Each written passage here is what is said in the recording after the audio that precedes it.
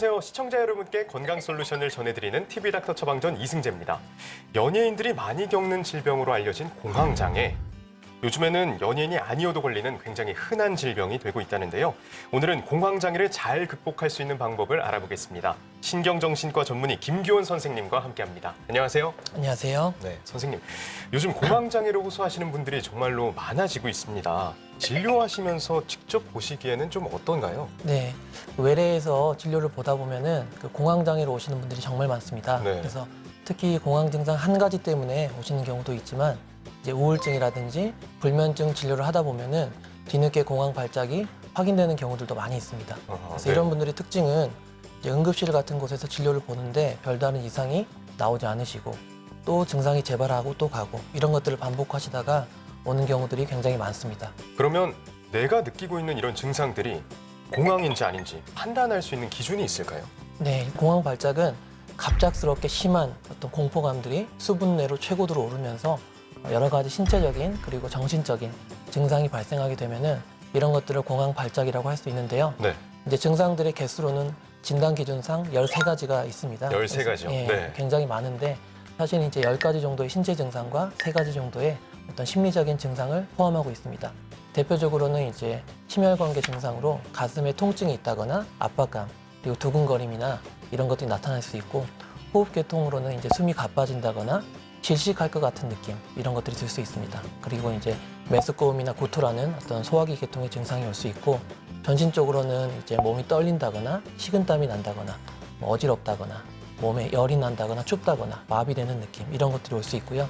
나머지 이제 심리적인 증상으로는 좀 비현실적인 느낌이나 내가 아닌 것 같은 느낌, 뭔가 미쳐버릴 것 같은 느낌이라든지 혹시라도 죽을지도 모른다는 이런 두려움들 이런 심리적인 증상들을 포함하고 있고요. 이런 증상 중에 이제 4가지 이상이 있을 때 공황 발작으로 진단을 할 수 있습니다. 네. 13가지 중에 4가지 이상 이거 해당하는지 안 하는지 이번에 한번 확인해 보시는 것도 좋을 것 같습니다. 공황 발작 얘기를 해주셨어요. 네. 공황 발작과 공황 장애 이게 뭐 같은 건가요? 다른 건가요? 공황 발작은 이제 일회성으로 나타나는 어떤 공황 증상을 지칭하는 말이고요. 공황 장애는 한 번 이상의 공황 발작이 있고 난 이후에 다시 이런 불안이 오지 않을까 좀 걱정하거나 불안하는 이런 예기 불안이 나타나고 그리고 그런 증상을 회피하기 위한 여러 가지 부적응적인 행동이 나타날 때 공황 장애로 진단을 할 수 있습니다. 그렇군요. 공황 발작이 한 번 생겼다고 뭐 공황 장애는 아니지만 그래서 뭐 심리적으로든 행동으로든 변화가 생기면 그때 공황 장애로 진단을 하는 건가요? 네, 맞습니다. 알겠습니다. 그러면 공황 장애는 대체 어떤 이유 때문에 생기는 건가요? 공황 장애의 발병 원인들은 사실 우울증이나 다른 정신과적인 어떤 진단들과 요인이 크게 다르지 않다고 볼 수 있습니다. 다만 이런 스트레스에 대한 반응이 주로 공황 발작의 형태로 나타나게 되고 이런 발작을 경험한 다음에 뭔가 학습을 하게 되고 인지적인 왜곡을 통해서 여러 가지 공황 장애로 진행되는 그런 과정 때문에 공황 장애로 진행이 되는 것이라고 볼 수 있습니다.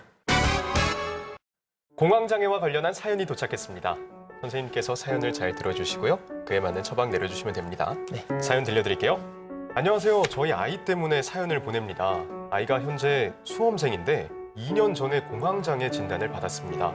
그 당시부터 계속 약을 먹을 것을 권유받았지만 아이가 공부도 잘하고 진학을 앞두고 있어서 막상 먹이기가 두렵습니다. 이렇게 생활에 큰 어려움이 없다면 약을 안 먹여도 될까요? 정말 너무나도 힘들어하면 그때 먹이면 안 될까요? 아니면 예방 차원에서라도 먹여야 되는 건지 궁금합니다. 라고 사연을 보내주셨습니다. 특히나 또 공부해야 되고 이러면 괜히 이것저것 신경 쓰이는 게 많잖아요. 네. 약도 먹을지 말지 정말 고민될 것 같은데요. 크게 증상이 없을 때 약을 안 먹고 좀 지켜봐도 괜찮나요?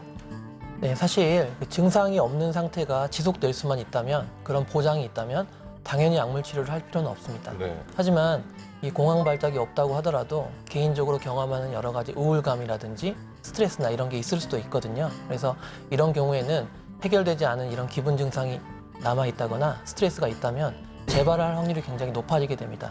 그래서 이럴 때 자의적으로 결정을 하기보다는 치료자와 상담을 통해서 재발할 수 있는 신호를 교육받고 어떤 상황에서 다시 병원으로 와야 될지 또 약을 유지하는 게 낫진 않을지 이런 거에 대해서 상의를 하는 것이 좋을 것으로 보입니다. 네.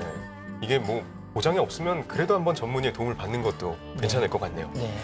약 얘기가 나와서 그런데요. 공황장애의 경우 약물 치료를 어떻게 하게 되나요? 네. 이제 공황장애 약물 치료는 가장 흔하게 항우울제와 항불안제를 사용하게 되는데 이제 항우울제의 종류로 가장 널리 쓰이는 게 선택적 세로토닌 재흡수 억제제라고 하는 SSRI라고 부르는 어떤 그런 항우울제가 있고요. 이런 걸 가장 멀리 사용하고 있고 또 한 가지로는 이제 벤조디아제핀 계열의 신경 안정제를 함께 사용하고 있습니다. 약물 치료 외에도 인지 행동 치료라는 게 있다고 하네요. 이 치료 어떻게 진행되나요? 일단 인지행동 치료의 첫 번째는 이제 공황장애 증상에 대한 교육입니다. 그래서 어떤 증상이 이렇게 위험하다라고 느낄 때 나타나는지를 알게 된다면 훨씬 더 이렇게 안정적으로 증상을 대처할 수 있게 됩니다. 그래서 증상 자체에 대한 교육인데 제가 외래에서 자주 드리는 말씀 중에 하나가 이 증상 때문에 절대 죽을 일이 없다라고 이야기를 드리는 것입니다. 절대 죽을 일은 없다. 네. 네. 그래서 이런 이야기를 들으면 실제로 안심하는 경우도 많고요. 그래서 이런 믿음이 강하게 생기게 되면은 공황 발작 시에 발생하는 어떤 재앙화 사고를 막을 수 있기 때문에 공황 발작의 진행을 크게 줄일 수 있습니다. 또 증상이 나타날 때 좀 가능성을 너무 지나치게 높게 보는 속단하는 어떤 그런 인지적인 왜곡도 접근을 통해서 치료가 된다면 증상이 훨씬 줄어들 수도 있고요. 이외에도 행동치료적으로는 호흡훈련이나 이완훈련 그리고 노출치료 등이 있습니다. 네. 뭔지 알고 또 어떤 상황에 그런 일이 생길 수 있는지를 좀 염두에 두면 아무래도 조금 그런 게 덜 하겠네요. 네. 네. 그리고 지금 여러 가지 훈련법을 말씀해 주셨는데요. 혹시 지금 바로 간단하게 배워볼 수 있을 만한 건 없을까요? 제 생각엔 복식호흡이 가장 대표적으로 배워볼 수 있는 치료법 같습니다. 복식호흡이요? 네. 보통 사람들이 이제 가슴으로 보통 숨을 쉬는데요. 의식적으로 그 복식, 우리 배를 통해서 호흡을 하게 된다면 훨씬 더 안정감을 느낄 수 있습니다. 네. 숨을 이제 코로 들이마시면서 우리 아래 이제 횡격막을 이렇게 쭉 이용해서 숨을 쉬게 되면은 배가 나오게 되거든요. 네. 그리고 다시 천천히 내쉬게 됩니다. 이렇게 횡격막을 통해서 호흡을 하게 되면은 부교감 신경이 활성화되면서 불안의 톤이 실제로 크게 떨어지게 되고 또 여러 가지 흉곽 호흡과는 다른 어떤 기전 때문에 훨씬 더 혈액순환이 잘 이루어지기 때문에 여러 면에서 장점이 많습니다. 실제로 이제 불안감이 이렇게 있을 때 복식호흡을 적극적으로 활용하신다면은 약물을 먹는 것과 대등한 정도 효과를 경험할 수도 있다는 그런 보고도 존재할 정도이기 때문에 익혀두시면 도움이 될 것 같습니다. 네. 공황장애를 앓고 계신 분들을 위해서 평소에 어떤 마음 자세로 생활하면 좋을지 조언을 해주신다면요? 네. 이것도 이제 제가 외래에서 자주 이야기 드리는 것 중에 하나인데요. 네. 공황 발작은 공황 발작을 두려워하는 사람에게 찾아온다라는 그런 말입니다. 네. 실제로 이제 공황 발작이 좀 별것이 아닌 것처럼 그냥 흔한 증상이 되고 이런 두근거리거나 가슴이 답답하거나 이런 증상이 있을 때에도 이것들을 정상적인 불안 반응이라고 여기고 마치 지금 내가 달리기를 했다.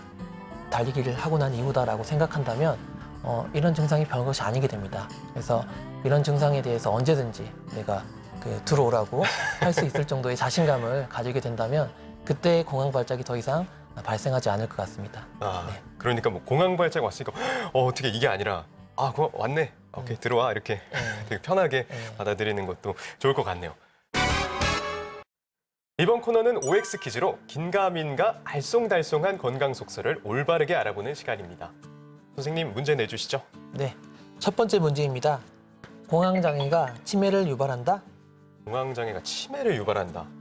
사실 잘 모르겠는데요. 그렇게 엄청 공포감, 불안감 이런 걸 느끼면 조금 영향을 줄 수도 있지 않을까요? 정답 O 하겠습니다. 네, 정답은 이번에는 세모로 하겠습니다. 세모요? 네. 왜 그런가요?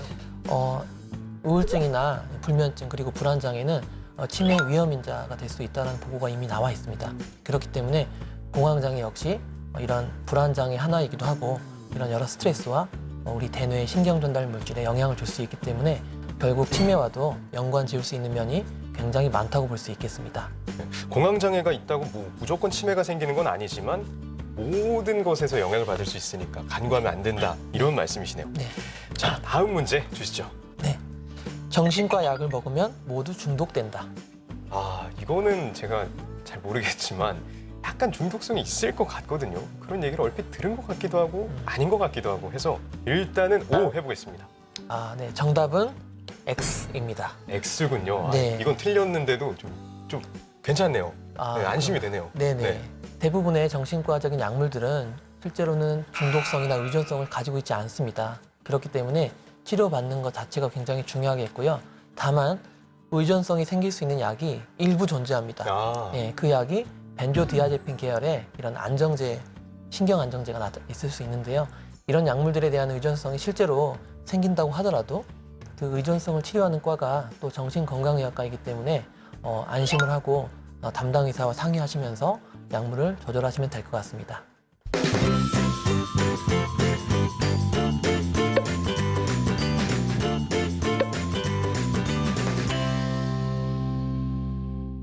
TV닥터 처방전 벌써 마칠 시간이 됐습니다.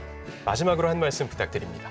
네, 저는 치료에 대한 편견을 버리고 불편한 점이 있다면 가벼운 마음으로 그 진료를 보시기를 권장드리겠습니다. 실제로 주변을 살펴보면은 불면증이나 우울증, 불안장애 때문에 굉장히 일상생활을 힘들어하고 업무에 지장을 주고 대인관계에 영향을 받고 있는 경우들이 상당히 많은데요. 그런 경우에도 치료받지 못하고 있는 경우들이 굉장히 많습니다. 궁금한 점들이 있다면 치료자와 상의하면서 마음 편하게 진료받을 수 있는 그런 문화가 정착되기를 기원하겠습니다. 네, 선생님 오늘 말씀 감사합니다. 네, 감사합니다. 다음 주에도 유익한 주제로 돌아오겠습니다. 대한민국 모두가 건강해지는 그날까지 TV닥터 처방전 다음 주에 만나요.